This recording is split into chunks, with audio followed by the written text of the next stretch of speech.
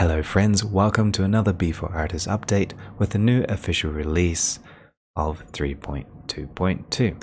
So what's new in 3.2.2?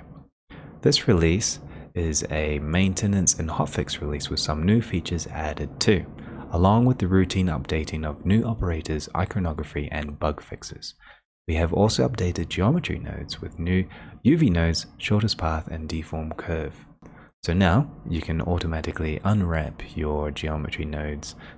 Another update is we've managed to fix the right-click context menu when you're inside orthographic view so that you don't snap out of it when you trigger the context menu. And this release also has the initial version of the default asset library, which you can use as an add-on included with the installation. So with that, you can search in the add-ons and turn it on. This is the first iteration, which is highly experimental, but this includes what we have already shipped, including materials, light libraries, and a couple other things.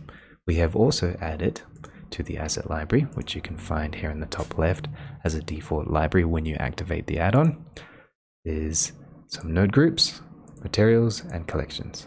Inside the collections, you can find a number of different sets and props, including static meshes like a background. We will soon be adding more. You can also append or use lights from from the material light library that we used to have. And with that, you can also use or append different types of objects or collections to test materials and shaders. So in this case, we've been using a number of materials that we've added, including ceramic, cloth, foliage, glass, metals, miscellaneous, paint, plastic, rubber, and also a number of other node tree templates that you can work with, including a couple other new materials that we have.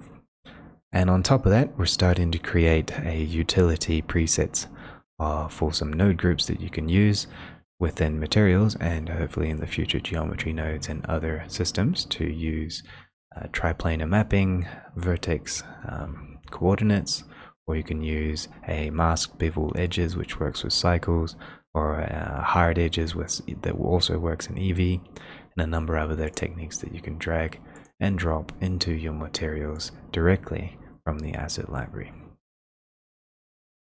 And last but not least, I want to also mention that we have also added the brush panel add-on, texture paint mode into the image editor so that you can immediately start painting onto new textures directly inside the paint 2D paint area. So in this case, you can use you can quickly toggle your brushes instead of going through a quad menu. You can now configure your brushes, append them, link them, and use them inside of a handy side panel here so that it is easier access when you're painting and toggling your brushes to quickly paint different things. So with that, it is now accessible in the 2D editor. So even though this was a maintenance release with some hotfixes from Blender, we've also added the 43 extra tasks on top of what Blender released, and with that, some new features.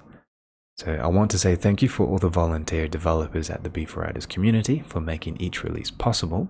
And if you'd like to know more, you can join our Discord for a weekly Q&A every Friday at 2000 UTC. to talk about art topics with questions and answers about the software and special guests. And also feel free to visit bforartist.de, a website, to download this release and use for free.